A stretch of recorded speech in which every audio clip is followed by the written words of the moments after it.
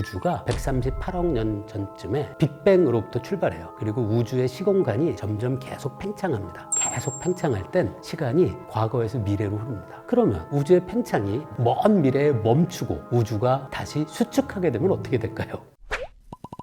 예, 안녕하세요. 성균관대학교 물리학과에 있는 김범준이라고 합니다. 결론부터 말씀드리자면 물리학자들이 시간이 뭔지 잘 모릅니다. 물리학에서 시간과 공간을 처음 고민하기 시작한 사람은 뉴턴일 것 같아요. 근데 뉴턴의 물리학에서의 시간과 공간은 그 연극 같은 걸 여러분이 보고 있다라고 상상해 보시면 비어있는 무대가 있고 그 무대 위에서 배우가 연기를 하고 있다. 그런 상상을 해보시면 배우에 해당하는 것이 물체, 텅텅 비어있는 것이 뉴턴의 시공간 개념이라고 생각하시면 됩니다. 뉴턴의 물리학이 만들어지고 칸트라는 철학자가 시간과 공간에 대한 고민을 많이 합니다. 칸트 철학에서 선험적이다 라는 이야기가 있는데요. 경험하지 않아도 아는 것이라고 생각하시면 돼요. 예를 들어 둘이 하나보다 더 많다라는 거는 우리가 사과 하나, 사과 둘을 비교하거나 귤 하나, 귤 두 개를 비교하거나 이렇게 경험으로 우리가 체득하는 그런 지식은 아니죠. 그거는 그냥 날 때부터 우리가 선험적으로 알고 있는 그런 지식입니다. 볼 수 있잖아요. 물체가 여기서 이쪽으로 움직였다. 그래서 공간을 우리가 이야기하는 건 우리 밖에 있는 형식입니다. 근데 칸트가 이런 고민을 하는 거예요. 시간은 어디 있는 거지?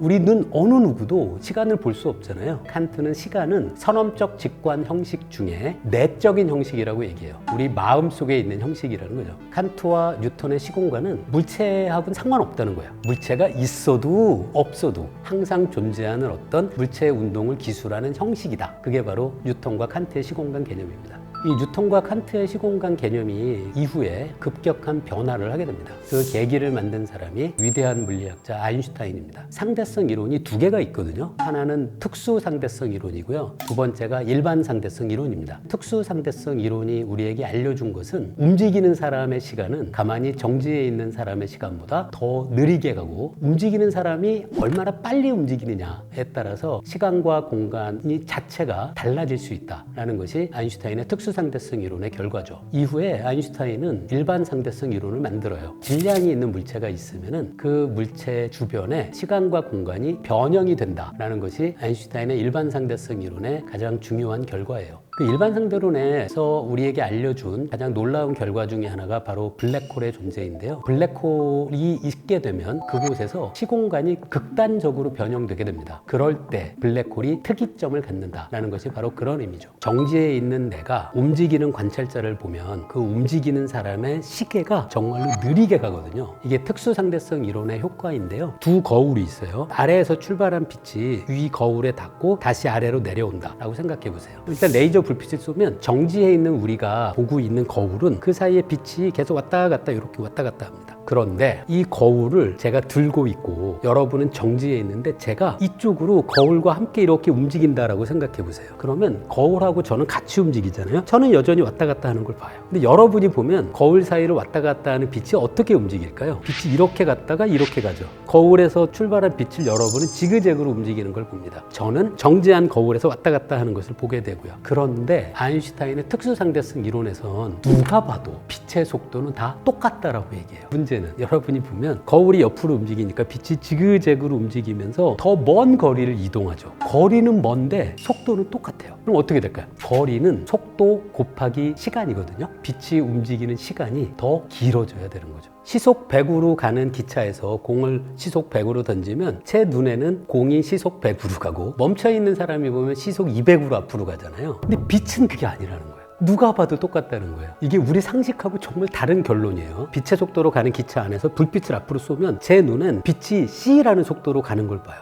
근데 멈춰있는 여러분이 봐도 빛의 속도가 C입니다. 똑같아요. 그게 가정이에요. 아인슈타인의 특수상대성 이론이 두 개의 가정만 있어요. 첫 번째 가정은 빨리 달리나 천천히 달리나 누가 봐도 빛의 속도는 누구에게나 똑같다. 두 번째 가정은 등속으로 움직이는 관찰자라면 물리 법칙이 누구에게나 똑같다는 거예요. 근데 이 두 가지 가정만으로 계산을 열심히 하면 앞에서 말씀드린 특수상대성 이론의 시간 지연 효과 수식으로 계산이 돼요. 움직이는 사람에게는 거리가 줄어 보인다. 그것도 그냥 계산이 되고요. 왜 빛의 속도 C에다가 빛의 속도 C를 더하면 C 더하기 C가 C가 돼요. 그것도 계산해서 보일 수 있습니다. 우리는 여기 있는데 GPS 위성은 지구 자전보다 더 빨리 움직이거든요. 그러면 우리가 보기엔 우리가 정지해 있고 GPS 위성이 빨리 움직이고 있으니까 GPS 위성의 시계가 더 느리게 갑니다. 그게 특수상대성 이론의 시간 지연 효과인 거죠.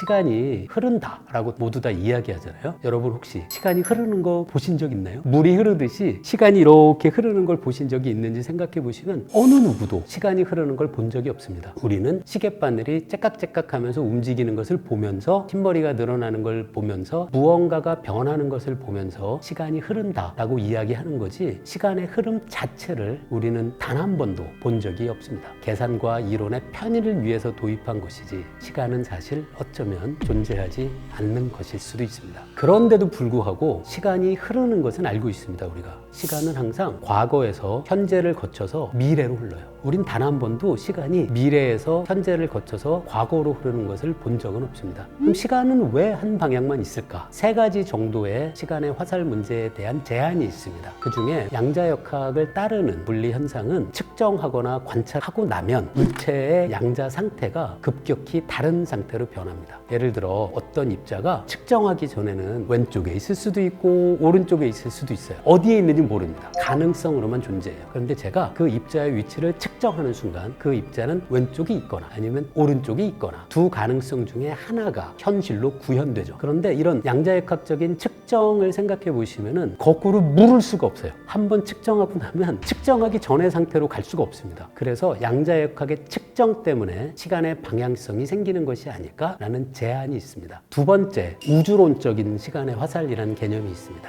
우주가 138억 년 전쯤에 빅뱅으로부터 출발해요. 그리고 우주의 시공간이 점점 계속 팽창합니다. 왜 과거에서 현재를 거쳐 미래로 갈까라는 것에 대한 제안으로서 그건 바로 우주가 계속 시공간이 팽창하고 있기 때문이다 라고 생각하는 거죠. 만약에 우리가 받아들인다면 아주 흥미로운 상상을 할 수 있게 돼요. 계속 팽창할 땐 시간이 과거에서 미래로 흐릅니다. 그러면 우주의 팽창이 먼 미래에 멈추고 우주가 다시 수축하게 되면 어떻게 될까요? 그러면 시간의 화살이 반대 방향을 가리켜서 시간이 미래에서 현재를 거쳐 과거로 거꾸로 흐를 가능성도 있습니다. 가장 많은 물리학자들이 합의하고 있는 시간의 화살 개념은 바로 세 번째 통계역학적인 시간의 화살입니다. 이건 엔트로피 증가의 법칙하고 관계가 되는데요. 엔트로피가 어떤 거냐면 기체 분자들이 놓일 수 있는 가지수가 얼마나 많이 있느냐라는 거예요. 기체 분자들이 아주 좁은 공간 안에 모여 있으면 기껏해야 그 안에 있으니까 가지수가 많지 않은데, 기체 분자들이 넓은 공간에 퍼져 있으면 한 기체 분자가 여기 있을 수도 있고 저기 있을 수도 있고 해서 여러 가지 상태가 가능하게 되죠. 그래서 기체 분자가 확산되는 것이 엔트로피가 늘어나는 방향입니다. 시간의 흐름과 엔트로피 증가라는 것은 우리가 항상 같이 관찰해요. 이런 걸 과학자들은 상관관계냐 인과관계냐인지를 또 고민합니다. 이 고민을 갖고 만든 유명한 영화가 테넷이라는 영화예요. 테넷은 시간의 흐름과 엔트로피 증가가 인과관계가 아닐까라고 생각합니다. 그럼 어떻게 될까요? 엔트로피를 줄이면 시간이 거꾸로 흐르게 됩니다. 그래서 테넷은 엔트로피를 줄여서 시간이 거꾸로 가는 사람들과 엔트로피가 늘어나면서 시간이 미래로 흐르는 사람들이 한 공간에서 움직이는 것을 영화에서 아주 흥미롭게 표현하는데요. 아마 영화 보신 분들은 기억하실 텐데 거기 전투 장면이 있거든요. 시간의 화살의 정방향을 따라서 움직이는 사람들은 그 전투 장면에서 앞으로 걷습니다.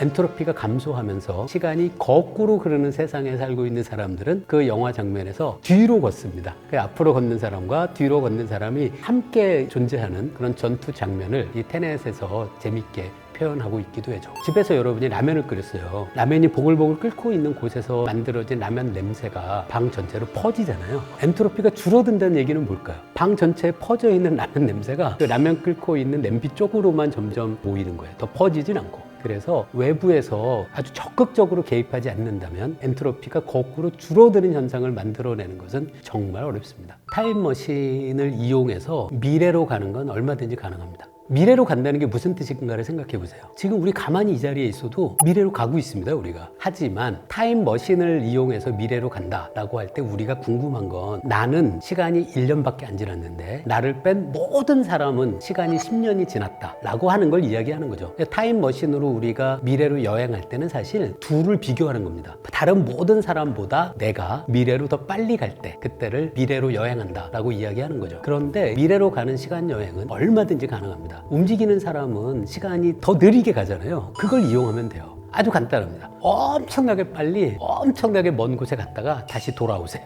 그러면 여러분의 시간은 천천히 흐르거든요. 가만히 있는 사람보다. 그래서 가만히 여러분을 기다리고 있던 사람에게 10년이 여러분에게는 뭐 10분일 수도 있습니다. 기계 장치를 만들 필요도 없고요. 굉장히 빨리 어디 갔다가 오시면 됩니다. 그런데 이제 문제는 과거로의 시간 여행이죠. 대부분의 물리학자들은 과거로의 시간 여행은 불가능한 것이 아닐까라고 하는 것이 뉴턴의 운동법칙, 아인슈타인의 특수상대론이 미래에 틀린 걸로 발견될 수도 있지 않을까? 근데 어떤 물리학자도 마지막까지 포기하지 않는 게 있어요. 결과가 원인보다 먼저 발생할 수는 없다. 근데 과거로 가게 되면 어떻게 되는 걸까요? 여러분은 원인보다 결과가 더 먼저 발생하는 것을 보게 되죠. 가장 대표적인 것이 할아버지의 역설이라고 불러요. 여러분이 과거로 시간 여행을 했다고 생각해 보세요. 봤더니 할아버지가 거기서 어린 아이예요. 근데 과거로 간 여러분이 운전을 하다가 잘못해서 여러분의 할아버지를 차로 치여서 여러분의 어린 할아버지가 사망하게 됐다라는 걸 우리가 상상할 수는 있죠. 그럼 그게 어떤 일이 되는 건가요? 과거로 시간 여행을 한 여러분의 존재 자체가 모순이 됩니다. 할아버지가 결혼해서 여러분의 아버지를 낳기 전에 돌아가시게 여러분이 만든 거죠. 이걸 할아버지의 역설이라고 부르는데요. 할아버지의 역설에 모순되지 않는 과거로의 시간 여행을 우리가 상상한다면 과거로 가서 그 세상의 어떤 것에도 우리가 영향을 미칠 수 없어야 합니다. 근데 이게 단지 할아버지를 차로 치여서 잘못해서 사망에 이르게 했다라는 정도의 수준이 아닙니다. 여러분은 그곳에서 숨을 쉬어도 안 됩니다. 그곳에서 출발한 빛이 여러분의 눈에 도달해도 안 됩니다. 여러분이 목소리를 내도 그곳에 있는 사람이 들어서도 안 됩니다. 어떤 방법으로도 상호작용을 하게 되면 과거에 아주 작은 변화라도 만들 수 있게 되고 그러면 그게 미래를 엄청나게 크게 바꿀 수 있죠. 그래서 과거로 가도 과거와 아무런 상호작용을 하지 않는다라는 의미는 사실 과거로 가도 아무것도 볼 수도 없고 들을 수도 없고 말할 수도 없습니다. 그렇다면 그게 정말 과거로 간 것일까? 라고 생각해 보면 그것도 좀 고개를 갸웃하게 되는 거죠.